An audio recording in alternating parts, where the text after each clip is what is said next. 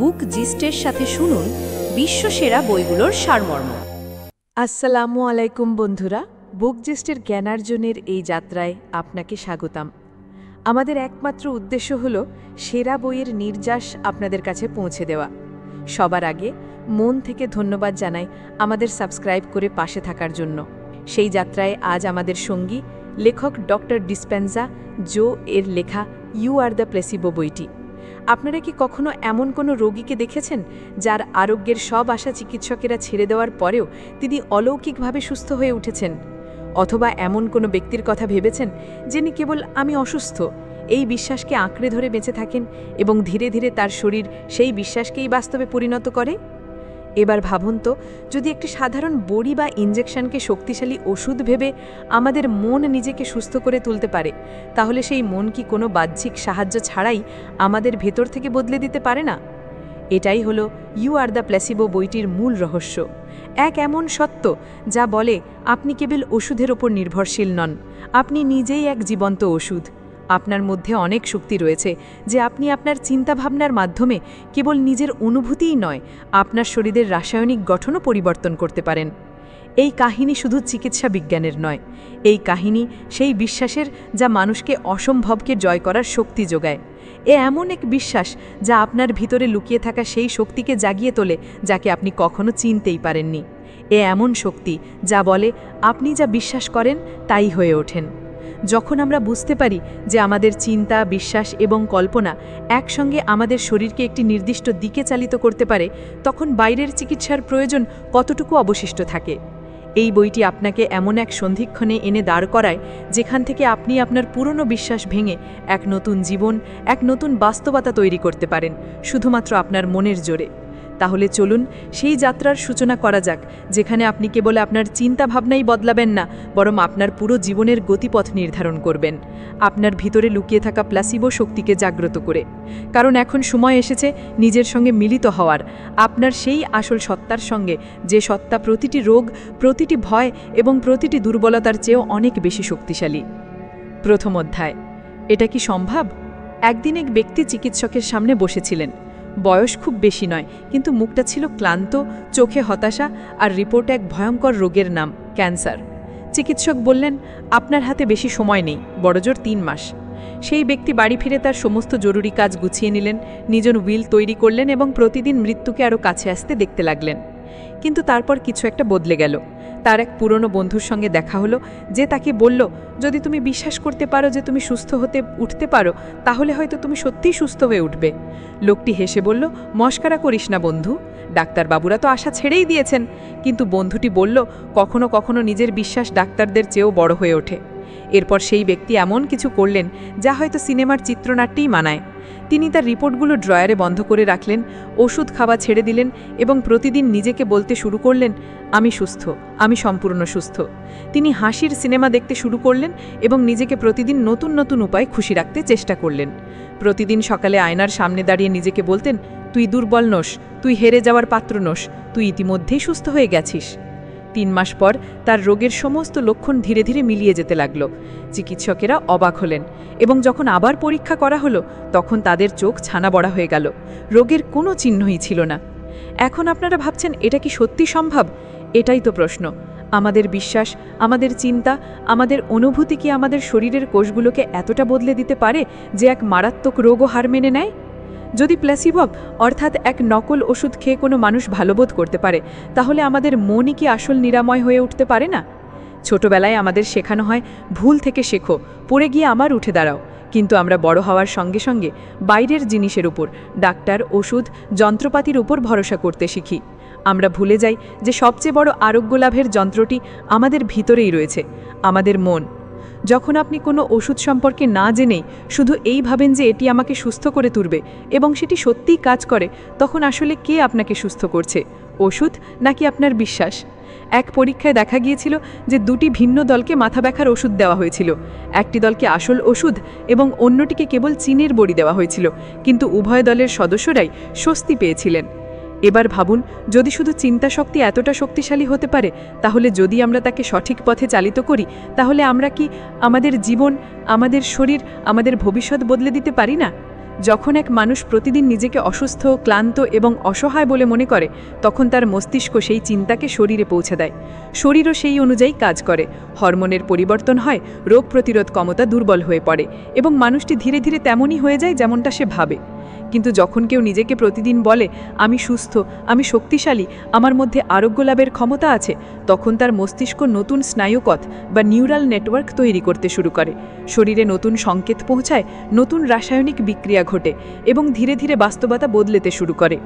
এই কাহিনী কেবল রোগের নয়, এই কাহিনী আমাদের নিজেদের বিশ্বাসের শক্তির। যদি কোনো মানুষ নিজেকে যোগ্য বলে মনে না করে, তাহলে পৃথিবীর কোনো কিছুই তাকে সফল করতে পারে না। কিন্তু যদি সে বিশ্বাস করে যে আমি এটা করতে পারি, তাহলে হয়তো সমগ্র বিশ্বই তার সঙ্গী হয়। সুতরাং প্রশ্নটি আবারও একই, এটা কি সম্ভব? আমরা কি নিজেদেরকে প্লাসিবোর মতো ব্যবহার করতে পারি? এই প্রশ্নের উত্তর বাইরে নয়, আমাদের ভিতরেই রয়েছে। আর যদি আমরা নিজেদের অন্তরে উকি দেওয়ার সাহস করি, তাহলে হয়তো আমরা সেটাই দেখতে পাবো যা এতদিন লুকানো ছিল। আমরা নিজেই আমাদের সবচেয়ে বড় নিরাময়। ইউ আর দ্য প্লাসিবো এর অর্থ হলো আপনি নিজেই এক নিরাময় শক্তি। আর যদি আপনি আপনার বিচার, আপনার অনুভূতি এবং আপনার বিশ্বাসকে নিয়ন্ত্রণ করতে শেখেন, তাহলে হয়তো আপনার কোনো বাহ্যিক চিকিৎসার প্রয়োজনই হবে না। এটি শুধু একটা বই নয়, এটি আপনার ভিতরের সেই শক্তির দরজা যা নীরবে জেগে ওঠার অপেক্ষায় রয়েছে। দ্বিতীয় অধ্যায়, মস্তিষ্কে প্লাসিবো প্রভাব। এক ৩৫ বছর বয়সী যুবক, যার প্রতিদিন তীব্র মাথা ব্যথা হতো, কোনো ওষুধেই আরাম মিলছিল না এবং এমআরআই রিপোর্টও স্বাভাবিক ছিল। প্রতি সপ্তাহে নতুন ওষুধ দেওয়া হলেও ব্যথা কমছিল না। একদিন এক স্নায়ুরোগ বিশেষজ্ঞ তাকে একটি সাধারণ ক্যাপসুল দিয়ে বললেন, এটি একটি নতুন ফর্মুলা, খুব কার্যকরী। পরের দিন সকাল থেকেই আপনি পার্থক্য অনুভব করবেন। পরের দিন থেকেই তার মুখে হাসি ফিরে আসতে শুরু করলো, ব্যথা উধাও হয়ে গেল। সে ডাক্তারকে ধন্যবাদ জানালো, কিন্তু সত্যিটা জানার পর তার পায়ের তলার মাটি সরে গেল। ওষুধটা আসল ছিল না, ছিল শুধু চিনি ভরা এক মকল বড়ি। ভাবুন তো, এটা কি সম্ভব যে শুধু বিশ্বাসের জোরে মস্তিষ্ক কোনো ব্যথাকে থামিয়ে দিতে পারে? মস্তিষ্ক এমন এক রহস্য যা প্রতি মুহূর্তে নতুন নতুন চমৎকার ঘটায়, কিন্তু আমরা তাকে সবসময় কেবল একটি যন্ত্র হিসেবেই বুঝি, কিছু মনে রাখার, ভাবার বা সিদ্ধান্ত নেওয়ার যন্ত্র। অথচ বাস্তবতা হলো আমাদের মস্তিষ্ক নিজেই একটি ঔষধালয়, এমন এক কারখানা যা প্রতিটি আবেগের সঙ্গে রাসায়নিক পদার্থ তৈরি করে, ডোপামিন, সেরোটোনিন, এন্ডরফিন। আর এই রাসায়নিকগুলো আমাদের শরীরকে সরাসরি প্রভাবিত করে। যখন আমাদের মনে হয় যে কোনো ওষুধ কাজ করছে, তখন আমাদের মস্তিষ্ক সেই অনুযায়ী সংকেত পাঠায়, তা ওষুধ আসল হোক বা নকল। এমআরআই স্ক্যানে দেখা গেছে, প্লাসিবো গ্রহণকারী রোগীদের মস্তিষ্কের সেই অংশগুলো সক্রিয় হয়ে ওঠে যা ব্যথানাশক ওষুধের সঙ্গে যুক্ত।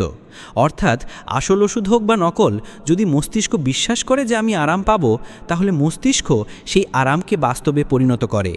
এবার একটু থেমে ভাবুন, আমাদের প্রতিদিনের চিন্তাভাবনাও কি একইভাবে আমাদের গড়ে তোলে বা ভেঙে দেয় না? যদি আপনি প্রতিদিন সকালে উঠে ভাবেন, আজও সেই চিন্তার দিন, আমি আবার ক্লান্ত হয়ে পড়ব, আমি কখনো সুখী হতে পারবো না, তাহলে আপনার মস্তিষ্ক সেই একই চিত্রনাট্য চালায়। এটি সেই সব রাসায়নিক নিঃসরণ করে যা দুশ্চিন্তা, ক্লান্তি এবং হতাশা নিয়ে আসে। আপনি আপনার শরীরকে সেই নেতিবাচকতায় ভরিয়ে তোলেন যা আপনি নিজেই বেছে নিয়েছেন। কিন্তু কি হবে যদি আপনি সেই একই মস্তিষ্ক, সেই একই চিন্তাকে বিপরীত দিকে চালিত করেন? যদি আপনি নিজেকে বলতে শুরু করেন, আমি শান্ত, আমার মধ্যে আরোগ্য লাভের শক্তি আছে, প্রতিদিন আমার শরীর আরও ভালো হচ্ছে, তাহলে আপনার মস্তিষ্ক সেই চিন্তার সঙ্গে সঙ্গতি রেখে নতুন রাসায়নিক তৈরি করবে, যাকে বলা আপনার মেজাজি বদলাবে না, বরং আপনার শরীরের প্রতিটি অংশে প্রভাব ফেলবে।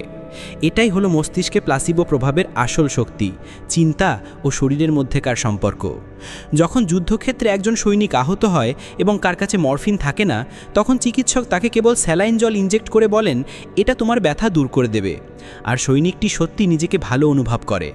এমনটা হয় কারণ আমাদের মস্তিষ্ক একটি প্রত্যাশা যন্ত্র, তাকে যা বিশ্বাস করানো হয় সে সেই গল্পকেই বাস্তবে পরিণত করে।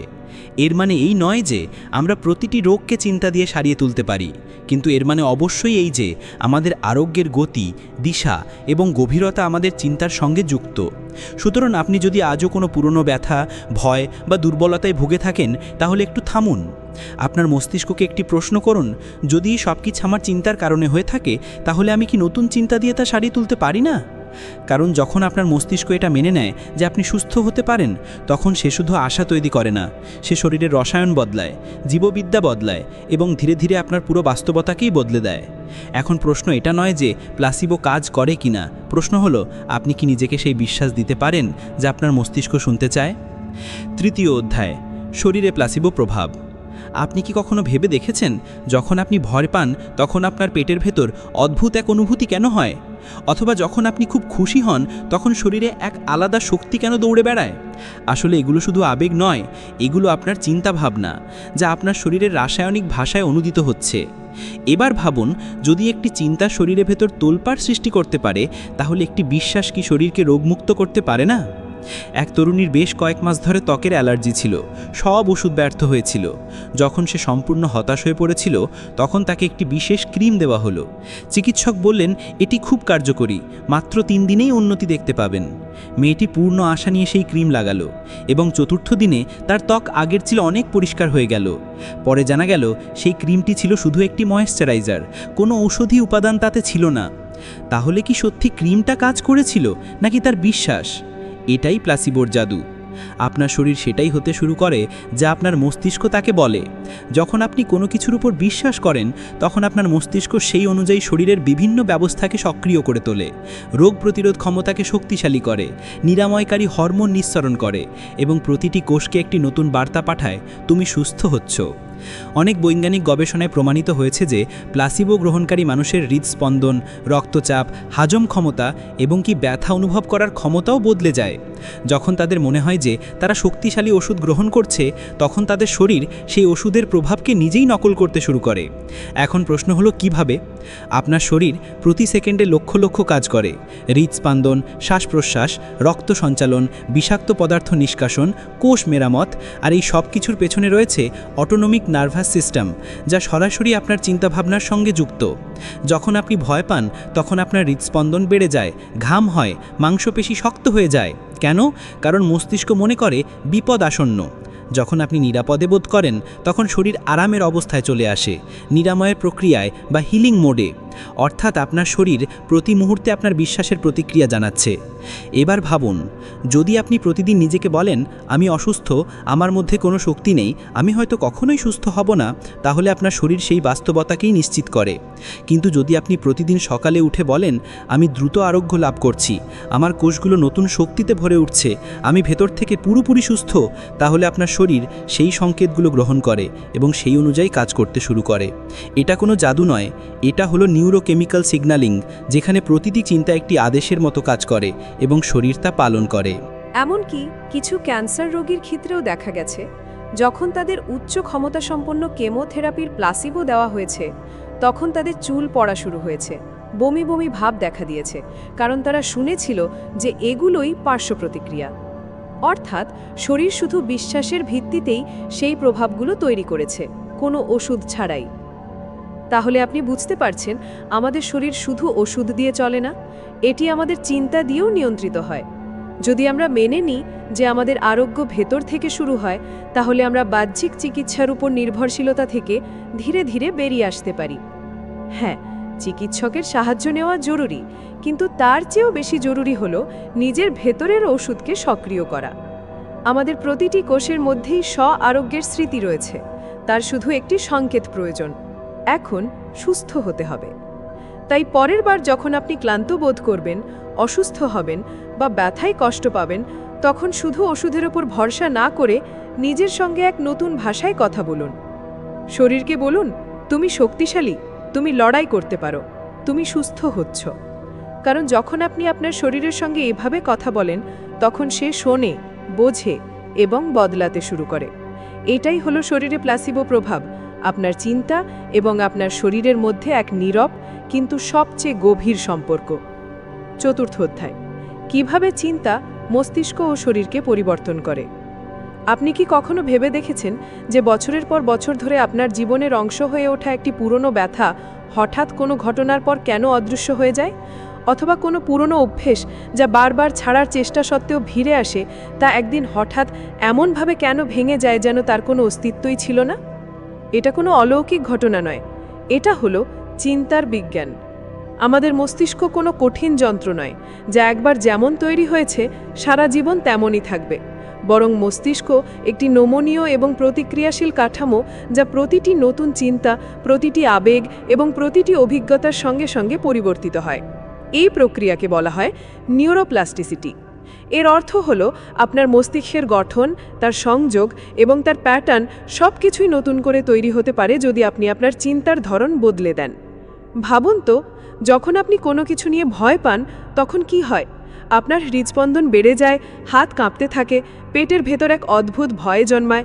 এই সব কিছু কেবল এই কারণে হয় না যে বিপদ সত্যিই সামনে রয়েছে, বরং এই কারণে হয় যে আপনি বিপদের কথা ভেবেছেন।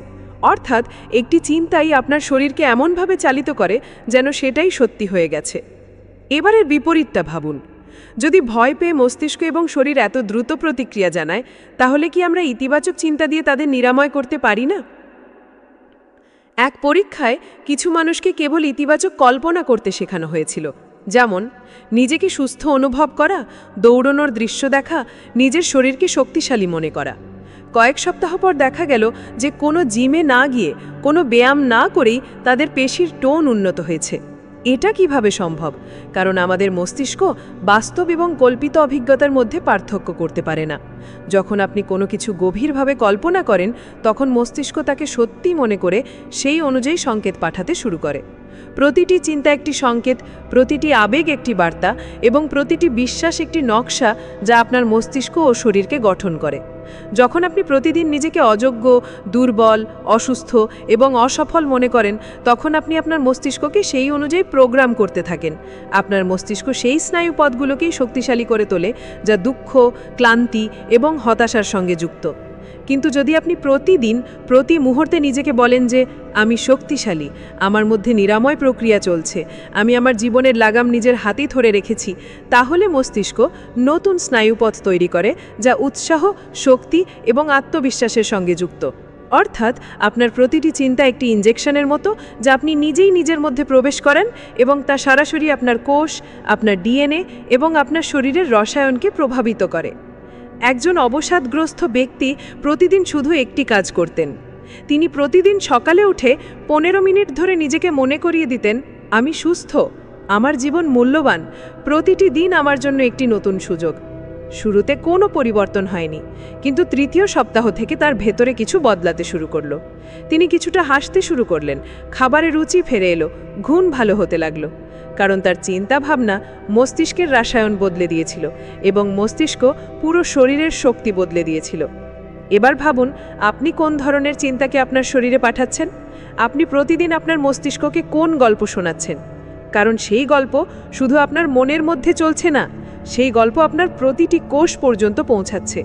প্রতিটি স্নায়ু সংকেত সেটাই পুনরাবৃত্তি করছে যা আপনি অনুভব করছেন, আর প্রতিটি অঙ্গ সেই নকশা অনুযায়ী কাজ করছে যা আপনি তাকে চিন্তা করে দিয়েছেন।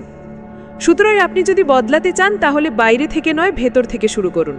আপনার চিন্তা ভাবনা বদলান, আপনার বিশ্বাসগুলোকে পুনরায় সেট করুন। প্রতিদিন, প্রতি মুহূর্তে সেই নতুন জীবনের কল্পনা করুন যা আপনি বাঁচতে চান। কারণ যখন আপনি চিন্তা বদলান, তখন আপনার মস্তিষ্ক বদলায়, আর যখন মস্তিষ্ক বদলায়, তখন পুরো শরীর বদলাতে শুরু করে। পঞ্চম অধ্যায়, প্রস্তাবনা গ্রহণযোগ্যতা। একজন লোক রাস্তার ধারে দাঁড়িয়েছিল। হঠাৎ পেছন থেকে কেউ এসে চিৎকার করে বলল, সাপ তোমার পায়ের কাছে। সে আতঙ্কিত হয়ে নিচে দেখল এবং সেখানেই অজ্ঞান হয়ে গেল। পরে যখন তার জ্ঞান ফিরল, তখন দেখল সেখানে কেবল একটি দড়ি পড়ে আছে। এখন প্রশ্ন এটা নয় যে সেখানে সাপ ছিল কিনা, প্রশ্ন এটা যে তার মস্তিষ্ক সেই দড়িকে সাপ বলে কেন মেনে নিল।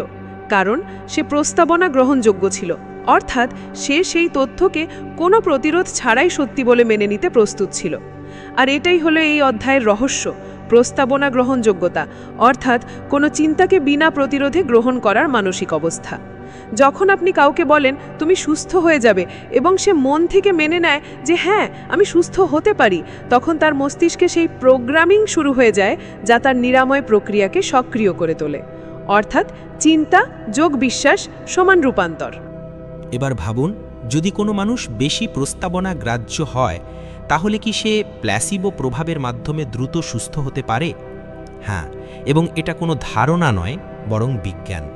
প্রস্তাবনা গ্রাহ্যতার সঙ্গে মস্তিষ্কের তরঙ্গের বা ব্রেন ওয়েভসের সরাসরি সম্পর্ক রয়েছে। যখন আমরা গভীর ঘুমের কাছাকাছি অবস্থায় থাকি বা সম্মোহনের মতো কোনো অবস্থায় থাকি, তখন আমাদের মস্তিষ্ক আলফা এবং থিটা তরঙ্গে কাজ করে। আর সেই সময়ই আমাদের মস্তিষ্ক নতুন বিশ্বাস ব্যবস্থা গ্রহণ করার জন্য সবচেয়ে বেশি উন্মুক্ত থাকে।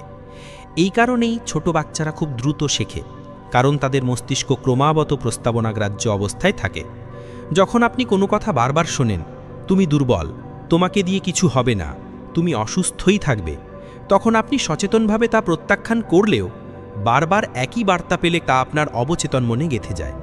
এবার ভাবুন, যদি এর উল্টোটা হয়, যদি বারবার শোনার সুযোগ মেলে, তুমি খুব বুদ্ধিমান, তুমি বদলাতে পারো, তোমার মধ্যে আরোগ্য লাভের শক্তি আছে, তাহলে কি সেই অবচেতন মন তাকেও বাস্তবে পরিণত করবে না? একবার এক ক্যান্সার রোগী তার কেমোথেরাপি শুরু হওয়ার আগে প্রতিদিন আয়নার সামনে দাঁড়িয়ে নিজেকে বলতে শুরু করলেন, আমার শরীর প্রতিটি ওষুধকে ইতিবাচক শক্তিতে রূপান্তরিত করছে, আমি সুস্থ হচ্ছি, প্রতিটি কোষ আমার পক্ষে কাজ করছে। তিনি এই কথাগুলো এত বিশ্বাসের সঙ্গে বললেন যে তার মস্তিষ্ক ধীরে ধীরে সেটাই মেনে নিতে শুরু করল।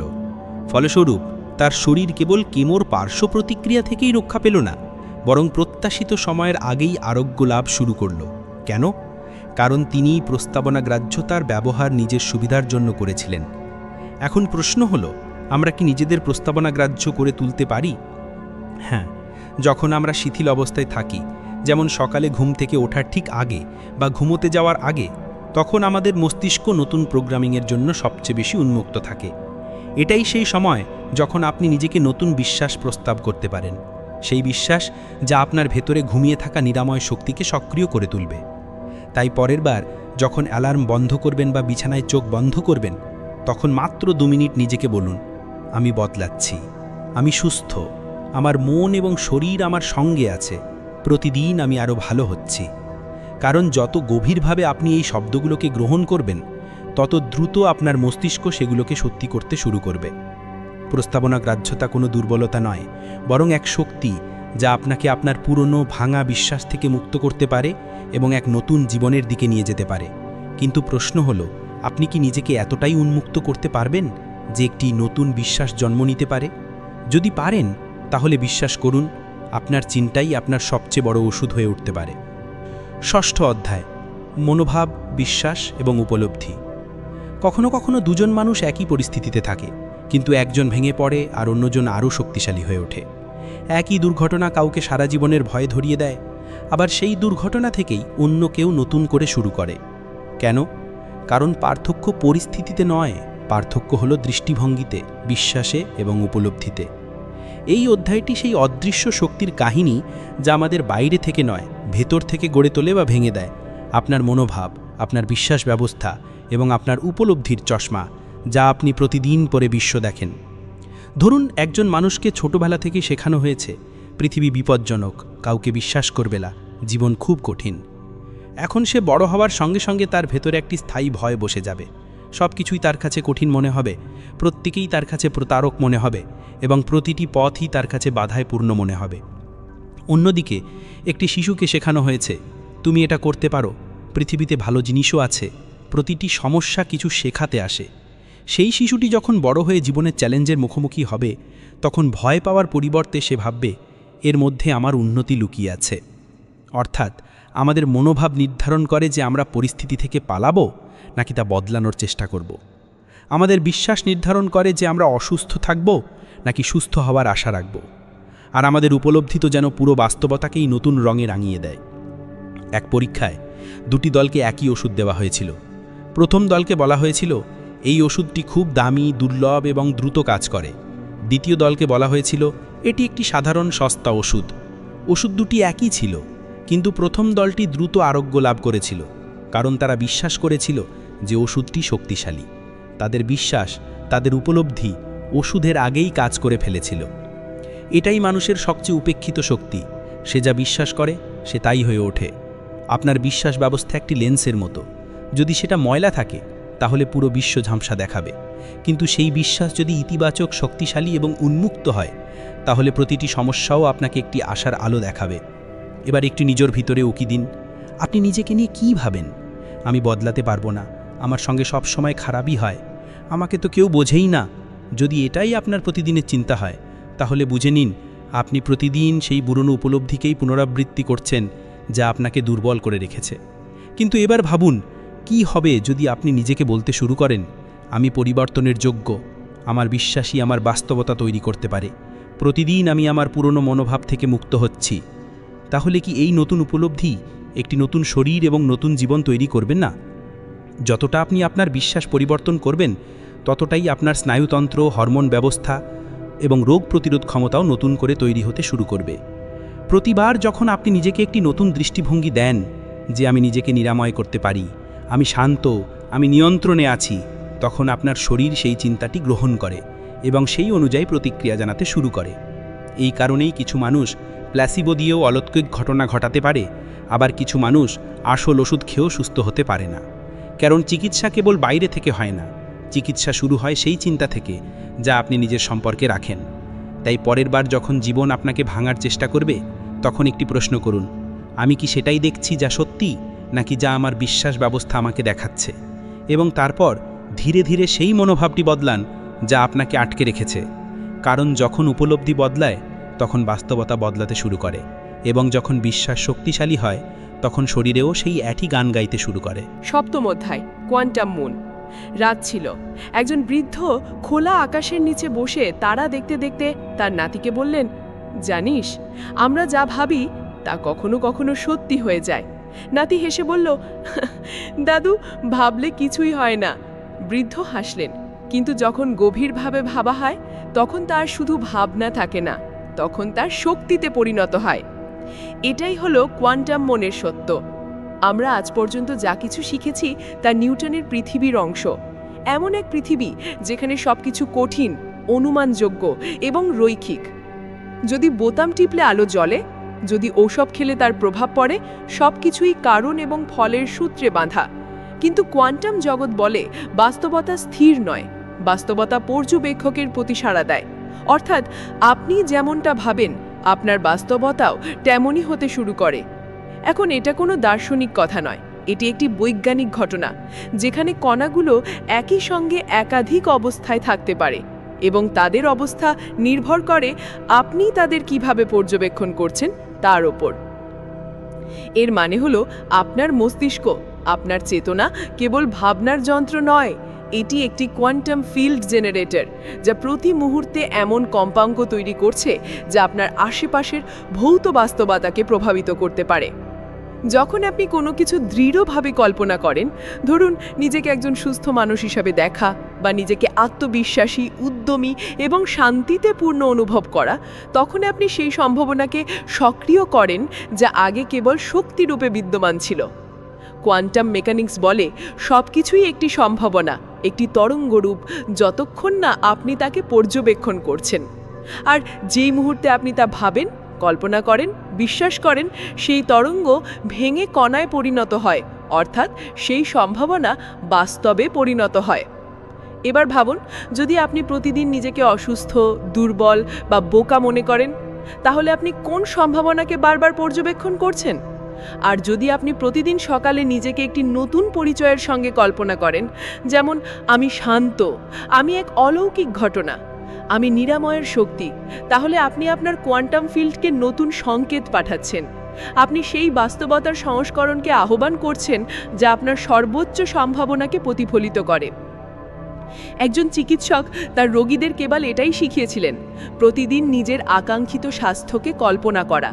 রোগীরা ঔষধ বা জীবনযাত্রার কোনো পরিবর্তন করেননি, কেবল মনে মনে নিজের একটি নতুন সংস্করণ কল্পনা করেছিলেন। কয়েক মাসের মধ্যে তাদের রক্তের রিপোর্ট বদলাতে শুরু করলো, রক্তচাপ স্বাভাবিক হলো, ঘুম ভালো হলো এবং উদ্বেগের মাত্রা কমে গেল। কেন? কারণ তাদের চিন্তা তাদের ফিল্ডকে বদলে দিয়েছে এবং ফিল্ড তাদের কণাকে, অর্থাৎ তাদের শরীর, আচরণ এবং পরিস্থিতিকে বদলে দিয়েছে। কোয়ান্টাম মনের অর্থ হলো আপনি কেবল পর্যবেক্ষক নন, আপনি স্রষ্টা। আপনি প্রতি মুহূর্তে সেই বাস্তবতা বেছে নিচ্ছেন যেখানে আপনি থাকতে চান। আপনার বিশ্বাস আপনার কম্পাঙ্ক নির্ধারণ করে যে আপনি কি আকর্ষণ করছেন। যদি আপনি দুঃখের উপর মনোযোগ দেন, দুঃখ বাড়বে। যদি আপনি নিরাময়ের উপর মনোযোগ দেন, নিরাময় গভীর থেকে শুরু হবে। তাই পরের বার যখন আপনি ভাববেন আমি কি সুস্থ হতে পারি, তখন নিজেকে প্রশ্ন করুন, আমি কি সেই সংস্করণের কল্পনা করতে পারি যা ইতিমধ্যে সুস্থ? কারণ কোয়ান্টাম মন কেবল এটা জিজ্ঞাসা করে না যে আপনি কি, বরং সে জিজ্ঞাসা করে তুমি কি হতে চাও। আর যখন আপনি আপনার শক্তি, আপনার মনোযোগ আর আপনার বিশ্বাসকে একই দিকে চালিত করেন, তখন সমগ্র ব্রহ্মাণ্ডের শক্তি আপনার ভেতরে প্রবাহিত হতে শুরু করে। অষ্টম অধ্যায়, বিশ্বাস ও উপলব্ধি পরিবর্তনের ধ্যান। রাত ছিল। একজন মহিলা, যিনি বছরের পর বছর ধরে উদ্বেগ আর অপরাধবোধে বেঁচেছিলেন, বিছানায় শুয়েছিলেন। তিনি প্রতিদিন নিজেকে একই প্রশ্ন করতেন, আমি কি কখনো নিজের ভেতর থেকে বেরিয়ে আসতে পারবো? তার ঘুম উড়ে গেছিল, মন সবসময় আতঙ্কিত থাকত এবং তার মনে হতো যেন তার জীবন এক অদৃষ্ট শৃঙ্খলে বাঁধা। কিন্তু তিনি এমন কিছু করলেন যা তার পুরো জীবনের মোড় ঘুরিয়ে দিল। তিনি নিজের সঙ্গে বসতে শুরু করলেন, নিজের চিন্তা ভাবনা নতুন লিখতে শুরু করলেন। আর এই অধ্যায়েও আমাদের সেই কাজটাই করতে হবে, আমাদের পুরনো বিশ্বাসগুলোকে চেনা এবং সেগুলোকে নতুন বিশ্বাসে রূপান্তরিত করা। কারণ যতক্ষণ আমাদের চিন্তা পুরনো, যতক্ষণ আমাদের উপলব্ধি দুঃখ ভরা, ততক্ষণ আরোগ্যের যাত্রা অসম্পূর্ণ থেকে যায়। ধ্যান কোনো ধর্মীয় অনুষ্ঠান নয়, এটি সেই বিজ্ঞান যা আপনার অবচেতন মনে গেঁথে থাকা পুরনো বিশ্বাসগুলোকে ধীরে ধীরে গলিয়ে দেয় এবং তার জায়গায় নতুন প্যাটার্ন, নতুন ধারণা এবং নতুন শক্তির জন্ম দেয়। এখন ভাবুন, আপনি আপনার জীবনে কতবার শুনেছেন তুমি যোগ্য নও, পৃথিবী বিপজ্জনক, টাকা সহজে আসে না, অসুস্থতা আমার ভাগ্য। এই বাক্যগুলো ধীরে ধীরে একটি পরিচয় তৈরি করে দিয়েছে, এমন এক মুখোশ যা আপনি পড়ে নিয়েছেন এবং সত্যি বলে মেনে নিয়েছেন। কিন্তু এখন সময় এসেছে সেই মুখোশ খুলে ফেলার। আর এটা তখনই সম্ভব যখন আপনি আপনার মস্তিষ্ককে একটি নতুন অভিজ্ঞতা দেবেন, এমন এক অভিজ্ঞতা যা আপনার পুরো সিস্টেমকে নতুন ভাষায় কথা বলতে শেখাবে। ধ্যানে আমরা সেই পরিসর তৈরি করি যেখানে আপনি পর্যবেক্ষক হয়ে ওঠেন। আপনি চিন্তার সঙ্গে লড়াই করেন না, অনুভূতিকে দমন করেন না, কেবল সেই পুরনো বিশ্বাসগুলোকে দেখেন যা আপনাকে কষ্ট দিচ্ছে। আর তারপর সেই পরিসরেই আপনি একটি নতুন বিশ্বাসের বীজ রোপণ করেন। কল্পনা করুন, আপনি চোখ বন্ধ করেছেন, ধীরে ধীরে আপনার শ্বাস গভীর হচ্ছে, মন শান্ত হচ্ছে। এখন আপনি আপনার সামনে একটি দরজা দেখতে পাচ্ছেন। সেই দরজার এপারে দাঁড়িয়ে আছে সেই আপনি, যে ভয়ে ভরা, ক্লান্ত, নিজেকে হারিয়ে ফেলেছে। কিন্তু দরজার ওপারে দাঁড়িয়ে আছে সেই আপনি, যে স্বাধীন, শান্ত, যে আরোগ্য লাভ করেছে। এখন আপনি সেই দরজা দিয়ে পার হয়ে আপনার নতুন সত্তার সঙ্গে মিলিত হচ্ছেন। আপনি তাকে অনুভব করছেন, তার মুখের হাসি দেখছেন, তার ভেতরের আলোকে অনুভব করছেন। আপনি নিজেকে বলছেন, আমি এখন নতুন বিশ্বাস বেছে নিচ্ছি, আমি এখন আর ভয়ে নয় বিশ্বাসে বাঁচি, আমিই আমার আরোগ্যের উৎস।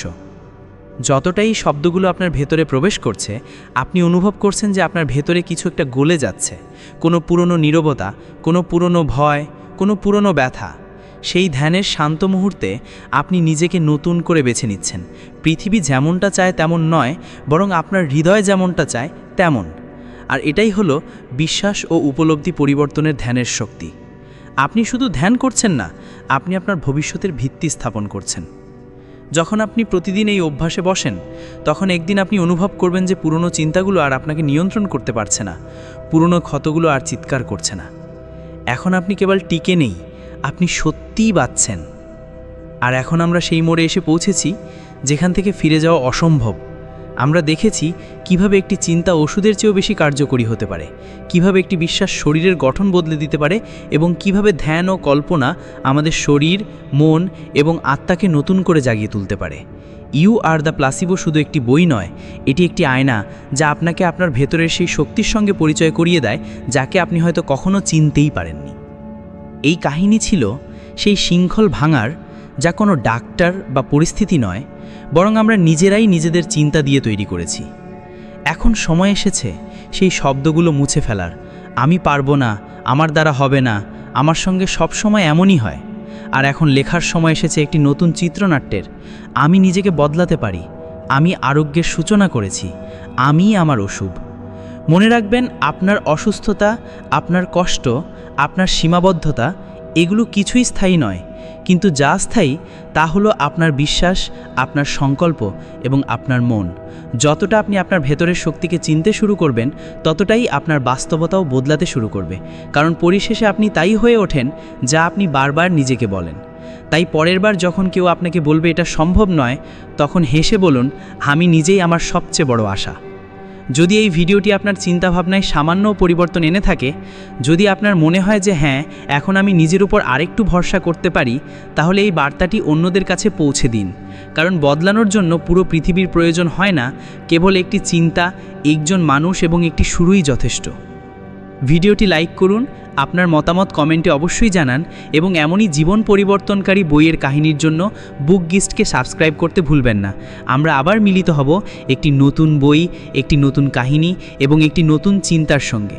ততক্ষণের জন্য বিশ্বাস করুন, আরোগ্য লাভ করুন, রূপান্তরিত হন। ধন্যবাদ।